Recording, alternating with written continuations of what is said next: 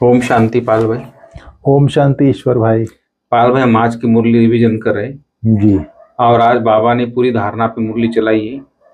खास बाबा ने अटेंशन दिला है कि अपने आप को देखो, अपनी जांच करो। तो बाबा ने पूरा अटेंशन दिला है, किस किस बातों की जांच करो, उसके पूरी बाबा ने बोला है। खास बाबा बोल रहा है कि आज्ञा अनुसार, जो बाबा की आज्ञा है, श्रीमत है, आज्ञा अनुसार अगर श्रीमत अनुसार नहीं चलते हैं तब सर्व मनोकामना आपकी पूरी नहीं होगी। अगर आज्ञा अनुसार चलते हो, श्रीमत अनुसार चलते हो, तो बिना मांगे आपकी मनोकामनाएं पूरी हो जाएगी। बाबा ने खास आज देखो मनोकामनाएं पूरी करने की बात कही है।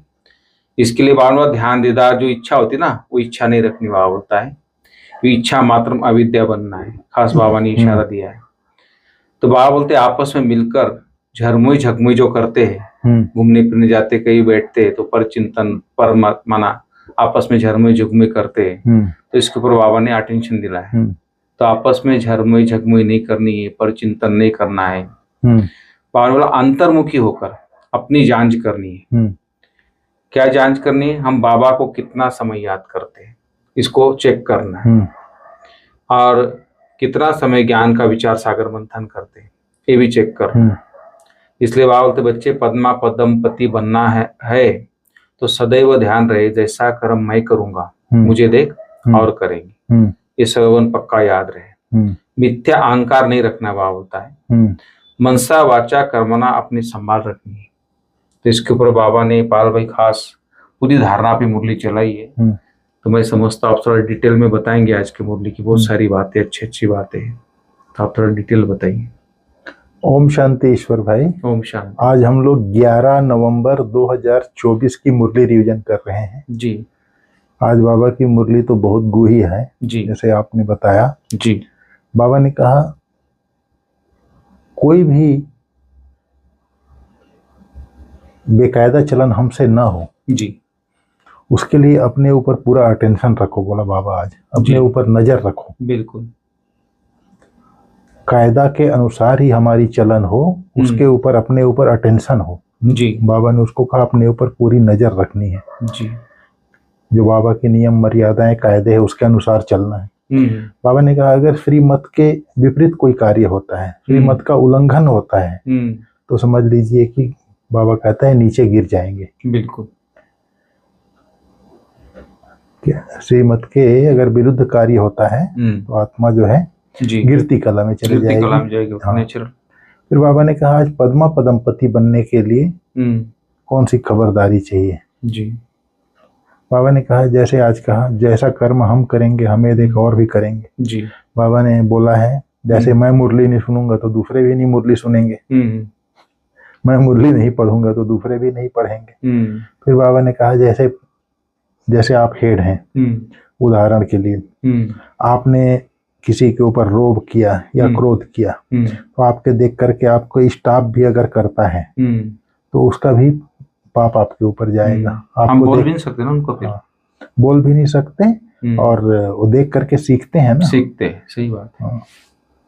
अगर क्रोध नहीं भी किया, अगर उसने ये सोचा ये हमारे सीनियर हैं जी, ये लोग क्रोध कर रहे हैं, उसका संकल्प चला जी, उसके भी पाप के भागीदार हम बनते हैं। इसलिए सदैव ध्यान रहे जैसा कर्म हम करेंगे हमें देख और भी करने लगेंगे। जी।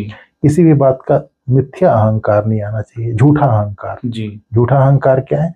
देह का अहंकार, देह के पद का, देह के संबंधों का अहंकार, व्यक्ति वस्तु वैभव का अहंकार, ये सब मिथ्या है। आत्मा सत्य है, शरीर मिथ्या है। जी।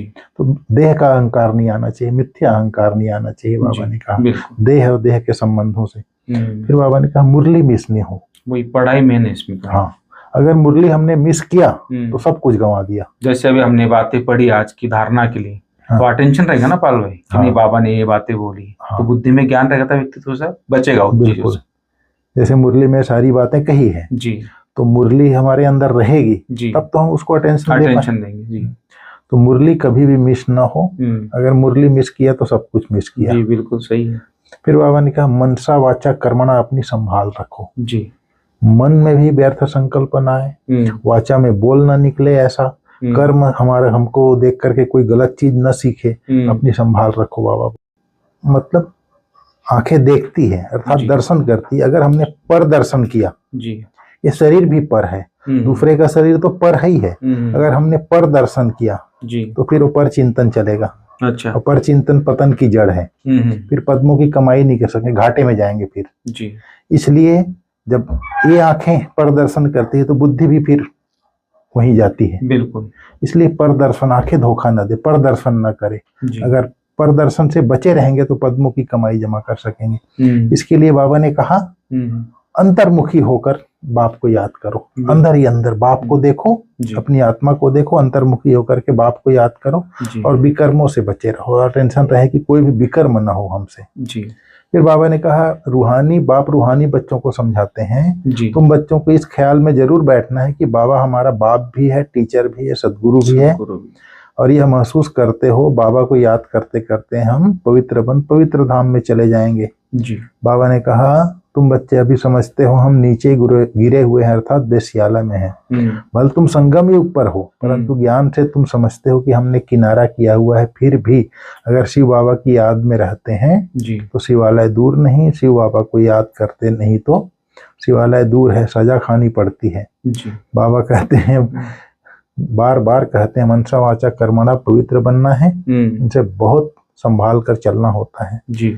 फिर बाबा ने कहा योग अर्थात याग, आंखें खुली होते भी तुम याद कर सकते हो। ध्यान को कोई योग नहीं कहा जाता। बाबा ने कहा ध्यान और योग अलग अलग है जी। ध्यान में भी माया बहुत आती है, माया भी बलवान है, नाक में दम कर देती है। बिल्कुल। जैसे बाप बलवान है वैसे माया भी बलवान है। बलवान इतनी है जो सारी दुनिया को बेश्यालय में ढकेल दिया है। बिल्कुल। इससे बहुत खबरदारी कर रखनी बाबा बोलता है। और बाप की कायदे अनुसार याद चाहिए। बिल्कुल। जो नियम बना हुआ है वैसे याद चाहिए बाबा की जी, जी। ऐसे नहीं कि भक्त लोगों की तरह याद करते रहो। बेकायदे कोई काम किया तो एकदम गिरा देती है माया जी। ध्यान की इच्छा नहीं रखनी है, इच्छा मात्रम अविद्या रहना है। जब इच्छा मात्रम अविद्या होंगे तो सब मनोकामनाएं ऑटोमेटिक पूरी हो जाएगी। बाबा ने कहा अगर बाप की आज्ञा न मान उल्टा रास्ता लिया तो स्वर्ग के बदले नरक में ही गिर जाएंगे। गायन भी है गज ने ग्राह को खाया ग्राह ने गज को खाया, ऐसा है। गायन भी है गज को ग्राह ने खाया। बहुतों को ज्ञान देने वाले भोग लगाने वाले आज है नहीं। बेकायदे चलन के कारण पूरे मायावी बन जाते हैं, डीटी बनते बनते डेविल बन जाते हैं। फिर बाबा ने कहा ऐसे बच्चों को ट्रेटर कहा जाता है, इसलिए अपने ऊपर पूरा नजर रखना है, सावधान रहना है, ऐसी कोई चलन हमसे न हो जो रसातल में चले जाए। फिर बाबा ने कहा कोशिश कर बाप के साथ लिंक जोड़नी है, नहीं तो बैटरी चार्ज कैसे होगी। विकर्म होने से बैटरी डिस्चार्ज हो जाती है। बिल्कुल। अभी बाप कहते हैं मैं तुमको वैराग्य दिलाता हूँ, इस पुरानी दुनिया से दिल नहीं लगाओ जी। दिल स्वर्ग से लगानी है। अगर ऐसा लक्ष्मी नारायण बनना है, हिस्ट्री हाल में बाबा के लेफ्ट साइड होती है ना लक्ष्मी नारायण, ऐसा लक्ष्मी नारायण बनना है तो मेहनत करना पड़े। बुद्धि योग एक बाप के साथ होना चाहिए, पुरानी दुनिया से वैराग्य चाहिए, सुख धाम और शांति धाम को याद करना पड़े जी। जितना हो सके उठते बैठते चलते फिरते बाप को याद करो। बाबा ने कहा याद की यात्रा है ही पावन बन उच्च पद पाने के लिए। जो मर जाते हैं फिर भी जो कुछ सुना है तो शिवालय में आएंगे जरूर। ज्ञान से मर जाते हैं जो ज्ञान छोड़ के चले जाते हैं, सुना है तो शिवालय में आएंगे जरूर, पद नहीं पाएंगे, पद नीचे का रहेगा जी। बाबा ने कहा कदम कदम पर खबरदारी से चलने से तुम पदमपति बन सकते हो। बिल्कुल। बाबा ने कहा तुम्हें लक्ष्मी नारायण बनना है तो पुरुषार्थ भी ऐसा चाहिए कितना हम औरों का कल्याण करते हैं, क्योंकि लक्ष्मी नारायण विश्व महाराजन है तो प्रजा भी चाहिए ना जी। तो बहुतों का कल्याण करना पड़े। अंतर्मुखी हो कितना समय बाप की याद में रहते हैं। बाप में ज्ञान और योग दोनों हैं, तुम्हारे में भी होना चाहिए। जानते हो हमें शिव बाबा पढ़ाते हैं तो ज्ञान भी हुआ और याद भी हुई। ज्ञान और योग दोनों साथ साथ चलना है, चलता है। ऐसे नहीं योग में बैठो और बाबा को याद करते रहो और नॉलेज भूल जाए जी। ऐसा नहीं होना चाहिए। बाबा ने कहा जैसा कर्म मैं करूंगा मुझे देख और करेंगे। अगर मैंने मुरली नहीं पढ़ी तो और भी नहीं पढ़ेंगे। माया झटवार कर देती है। बाबा ने कहा बच्चे भूल करते करते बाप को नहीं बताएंगे तो अपना सत्यानाश कर लेते हैं। गफलत होने से माया थप्पड़ लगा देती है, बरथा नाटे पेनी बना देती है। हीरे तुल्य से कौड़ी तुल्य बन जाते हैं। अहंकार में आने से बहुत माया बहुत विकर्म कराती है। कोई भी झरमुई झुगमुई की बातें नहीं करनी है। आपस में मिलकर के बाबा ने कहा तुमने मेरी बहुत ग्लानि की है। विश्व के मालिक बनाने वाले को तुमने बहुत गाली दी, इसलिए बाप कहते हैं जब जब धर्म की ग्लानि होती है तब तब मैं आता हूँ। यदा यदा ही धर्मस्य ग्लानि होती भारतम। बाहर वाले यह सर्वव्यापी का ज्ञान भारतवासियों से सीखते हैं। जैसे भारतवासी उनसे हुनर सीखते हैं, वह फिर उल्टा सीखते हैं भारतवासियों से। तुम्हें तो एक बाप को याद करना है और बाप का परिचय भी सबको देना है। तुम हो अंधों की लाठी, अर्थात उनको ज्ञान नेत्र देने वाले। लाठी से राह बतलाते हैं ना, मुरली भी लाठी है, इसी से हमको ज्ञान मिलता है, फिर हम उनको बताते हैं, लाठी से राह बताते हैं। फिर बाबा ने कहा बाप की आज्ञा अनुसार हर कार्य करना है। कोई भी कभी भी श्रीमत का उल्लंघन न हो, तब ही सर्व मनोकामनाएं पूर्ण होंगी। ध्यान दीदार की इच्छा नहीं रखनी है, इच्छा मात्र अविद्या बनना है। बाबा ने कहा आपस में मिलकर कोई भी झरमुई झुरमुई पर चिंतन नहीं करना है, अंतर्मुखी हो, अपनी जांच करनी। हम बाप को कितना समय याद करते हैं, ज्ञान का मंथर अंतर चलता रहे। आज का वरदान बाबा ने कहा हर आत्मा के संबंध संपर्क में आते सबको दान देने वाले महादानी वरदानी भाव। सारे दिन में जो भी संबंध संपर्क में आए उसे कोई ना कोई शक्ति का, ज्ञान का, गुण का दान दो। आपके पास ज्ञान का भी खजाना है तो शक्तियां और गुणों का भी खजाना है। तो कोई भी दिन बिना दान किए खाली ना जाए, तब कहेंगे महादानी। बाबा ने कहा दान शब्द का रूहानी अर्थ है सहयोग देना।